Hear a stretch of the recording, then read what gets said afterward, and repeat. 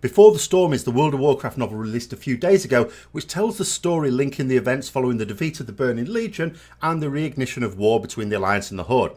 King Anduin Wrynn drives the narrative in his search for a lasting peace between the two factions, but Warchief Sylvanas sets herself on a path to the murder and betrayal of her own people, which will ultimately result in all-out war. There's also a really tantalising hint to a future allied race, which for once is worthy of serious consideration in my opinion. In fact, it seems too obvious not to happen.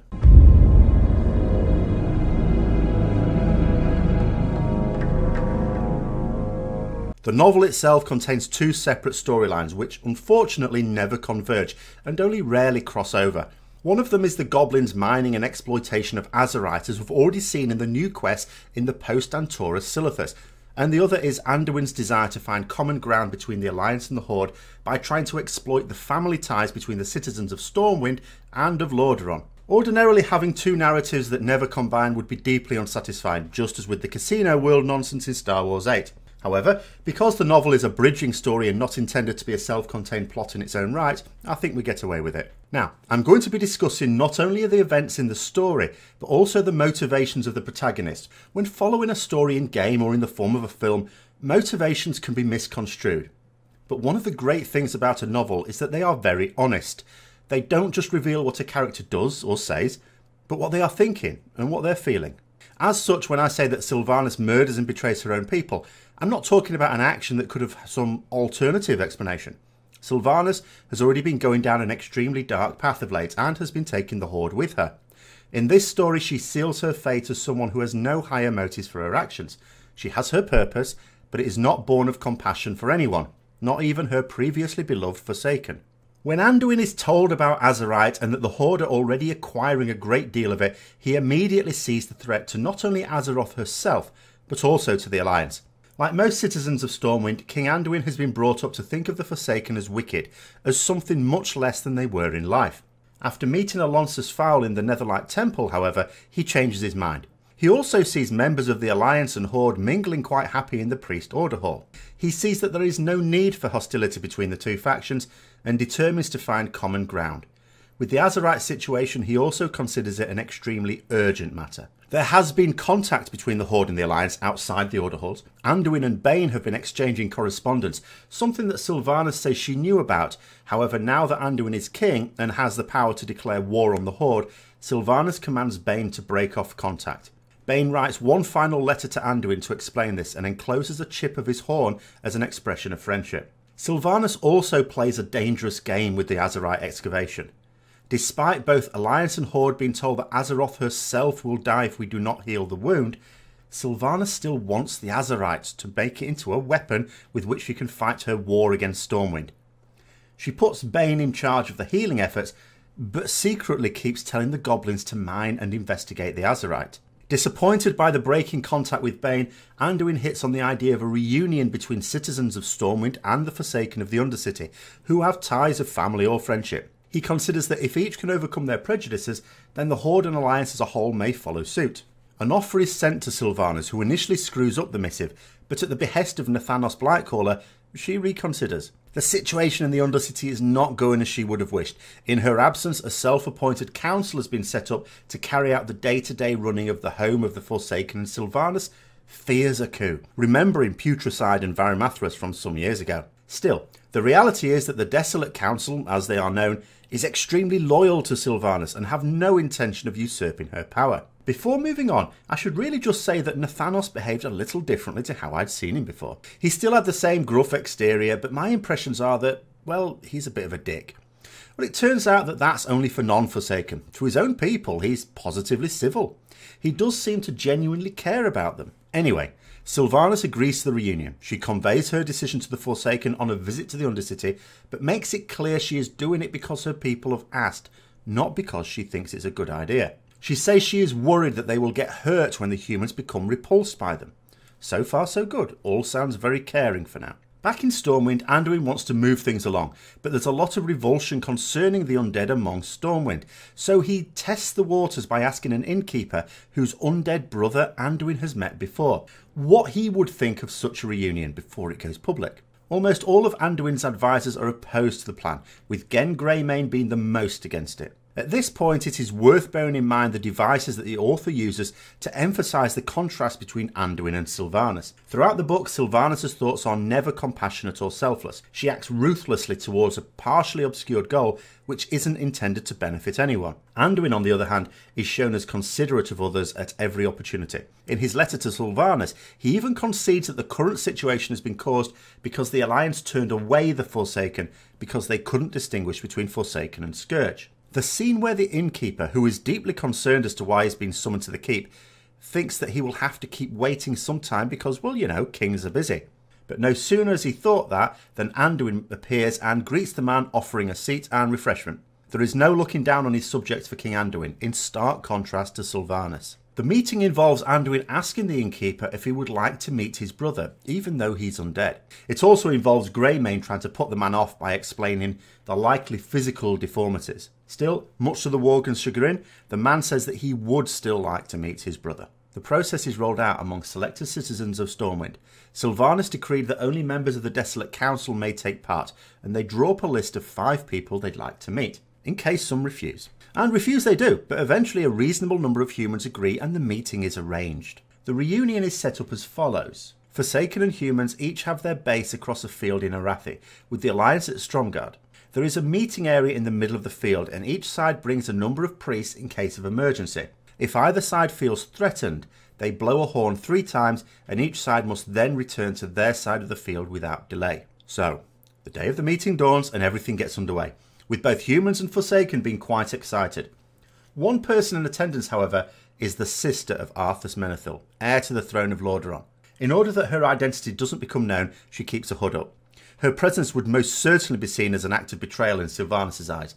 In the event, Calia Menethil has no ambition to return to the throne, but Sylvanas would not see it that way.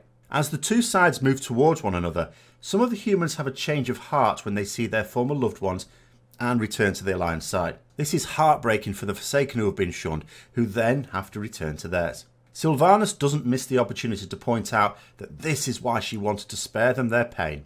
The slighted Forsaken agree that the humans will never see them for who they are, and that Sylvanas was right all along. The remaining Forsaken meet up with their family, and there are some very touching moments. Later on, however, a number of Forsaken start to move casually towards the Alliance side. They do not believe that Sylvanas would allow such an event again, but do not wish to be parted from their loved ones. They are trying to defect, and the Banshee Queen sees this for what it is. And now comes the point where Sylvanas' utter ruthlessness comes to the fore. She blows the horn 3 times. Some of the Forsaken walk back to the Horde side as instructed, but some keep moving to the Alliance side. Sylvanas orders her Dark Rangers to attack, but they do not attack the humans. Sylvanas gave her word that no Alliance would be harmed by her. The Dark Rangers kill the Forsaken. And not just the ones who were defecting, they kill all of them. Sylvanas justifies this to Nathanos, who seems shocked, by saying she can't tell if the ones returning are only doing so out of fear. In reality, she's doing it because she doesn't want any Forsaken to think kindly towards the humans. The ones who were rebuffed were allowed to live because they had seen the gulf between the 2 peoples. When they return to Undercity, they will tell everyone of the heartlessness of the humans. The ones who remained on the field would have only sown dissent to this view and would certainly push for further meetings. After killing all of the Forsaken on the field, Sylvanas has one final target. In the confusion, Calia's hood fell down, and she was recognised. Sure enough, Sylvanas saw the political threat in the would-be Queen of Lordaeron and shoots her with an arrow. When Anduin confronts her, she reminds him that Calia was not a member of the Alliance, and so she had kept her word. In reality, the only reason she told her Dark Rangers not to kill humans was not out of a sense of honour, but because she wasn't ready for the war just yet. She wants a war with Stormwind, but she's still in the early stages of preparations. Still, I'm not sure how Sylvanas knew that Calia wasn't a member of the Alliance. It's true that Calia refused to join the Alliance in the novel, but Sylvanas didn't even know about her until she saw her, and so couldn't have known of her political allegiances. Now, before I go over the closing revelations, it's worth reflecting on what has now happened. None of the members of the Forsaken were traitors to Sylvanas. Every single one of them wanted her to return to the Undercity and rule. But she still killed them anyway, just because they would spread a political view that was not her own. The realms in Warcraft are hardly democracies, but there is a certain benevolence of leadership amongst the races of both Horde and Alliance, with the possible exception of the Goblins. This also used to be the case with the Forsaken. Sylvanas really did care, and in the aftermath of the fall of the Lich King, she agreed to live just so that she could help her people survive. She was the self-sacrificing queen that they still wanted now. But unfortunately now, she is not driven to protect her people. She's callously murdered them, even the ones who were doing no wrong. On the Alliance side, Anduin is appalled by this turn of events. He pushed for this even against the advice of his own closest confidants, and it has all turned to ruin. But he's not the only one who has had his convictions rocked. Gen Greymane, who was super anti-Forsaken all the way through, has seen them in a different light. When the horns blew and the humans returned to the Alliance lines, he observed some Forsaken remaining for a moment, watching their loved ones leave, clearly upset. He saw that they do care. He had thought of them as the animated remains of former people who were really controlled by another intelligence. He now thought differently. But Anduin also had a revelation. I'll quote what he said. Anduin Winston turned away. She may have killed them, but I promised the Desolate Council safe passage. Those deaths are on my conscience. They will haunt me. I will never ever stop hoping for peace, he said. His voice trembled with leashed emotion.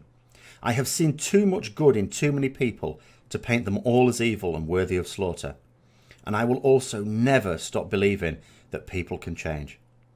But I realise now that I've been like a farmer expecting to harvest crops from a poisoned field. It's simply not possible. Greymane tensed. The boy was leading to something. People can change, Anduin repeated. But some people will never, never desire to do so.